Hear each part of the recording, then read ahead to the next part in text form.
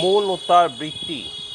আমরা দেখেছি যে শারীরভিত্তিক মনস্তত্ত্ব অনুসারে মনের বিভিন্ন অবস্থা বা বিভিন্ন বৃত্তি সম্পূর্ণভাবে মস্তিষ্ক প্রসূত। মস্তিষ্কের কার্যপ্রণালী এই প্রকাশকেই চেতনার বিকাশ বলা হয়েছে, যা বস্তুতপক্ষে মনের বৃত্তি ছাড়া কিছু নয়। আধুনিক ব্যবহারমূলক মনস্তত্ত্বে অনুসারীরা জীবন্ত প্রাণী যেমন ব্যাঙ, পায়রা, ভেড়া ও বাঁদরের মস্তিষ্ক ও মৃত মানুষের মস্তিষ্ক ব্যবচ্ছেদ করে দেখিয়াছেন যে মস্তিষ্কের গ্রে ম্যাটার হল সমস্ত স্নায়ুর লক্ষ্যকেন্দ্র, কেননা সব স্নায়ু যারা বাইরে থেকে অনুভূতি প্রবাহ নিয়ে আসছে অ্যাফারেন্ট, তাদের এই কেন্দ্রেই পরিসমাপ্তি, এবং এই কেন্দ্রকেই তারা মনের কেন্দ্রস্বরূপ মনে করেন অথবা মনের অবস্থান বলতে চান। উদাহরণস্বরূপ বলা হয়েছে, শরীরের চামড়ার নিচে অবস্থিত সূক্ষ্ম স্নায়ুর তন্ত্রী সুষুম্নাকাণ্ডে মেরুরজ্জু হয়ে সঙ্গে যুক্ত, এবং এই তন্ত্রী সকলকে মস্তিষ্কে গ্রে ম্যাটারের সঙ্গে যুক্ত হতে দেখা যায়। যখন কোনো অনুভূতি হয়,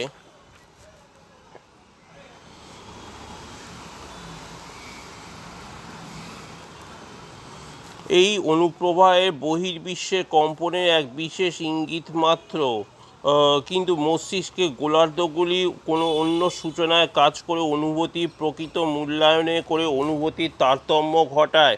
মস্তিষ্কের নিম্ন অবস্থিত কেন্দ্রগুলি কেবলমাত্র বর্তমান স্নায়বিক উদ্দীপনে সক্রিয়। নিচুতলার এই কেন্দ্রগুলি কেবল অন্তর্বাহী স্নায়বিক উদ্দীপনগুলিকে সংগ্রহ করে, কিন্তু মস্তিষ্কের উচ্চ গোলার্ধে বা শীর্ষকেন্দ্রে কাজ সম্পূর্ণ ভিন্ন। এইখানেই মনস্তাত্ত্বিক ক্রিয়াবলীর শুরু। এটা ততটা বলা যেতে পারে, যেসব প্রাণী এই গোলার্ধে নেই তাদের উপরিউক্ত শক্তি নেই। ওরা ব্যাঙ, পায়রা, বাঁদরকে জীবন্ত ব্যবচ্ছেদ করে এই সব প্রাণীদের মস্তিষ্ক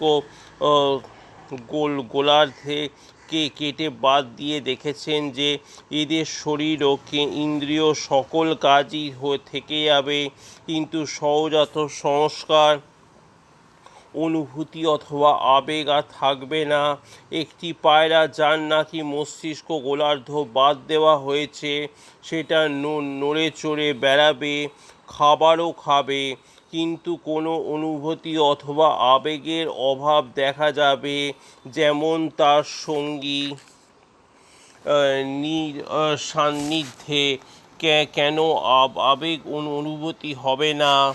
আর একটা পায়রা দেখলে সেটাকে একটি পাথরের টুকরো অন্য কোনো বস্তুর সঙ্গে কোনো প্রভেদ বোধ করতে পারবে না।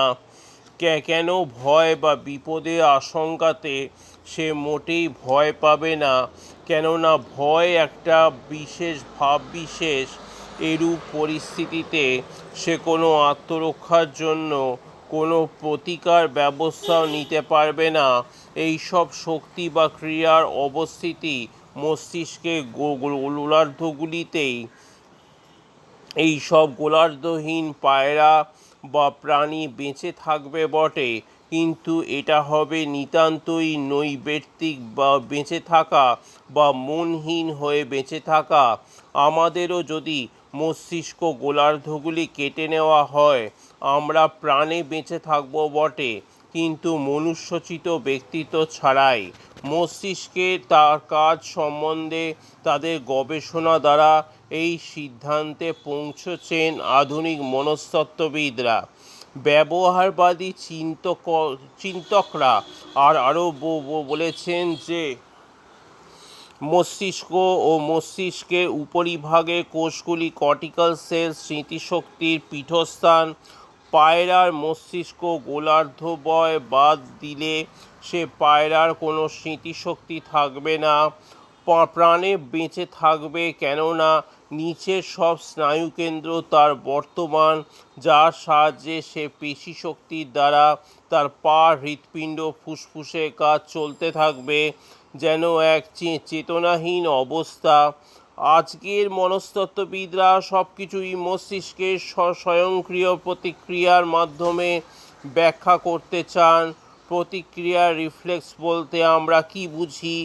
আমাদের জানা আছে যে একটা মশা যদি আমাদের গালে বসে, আমাদের হাত অমনি গালের ওই জায়গায় গিয়ে পৌঁছবে এবং নিজের গালে একটা চড় মেরে আমরা মশাটাকে তাড়াতে চাইব।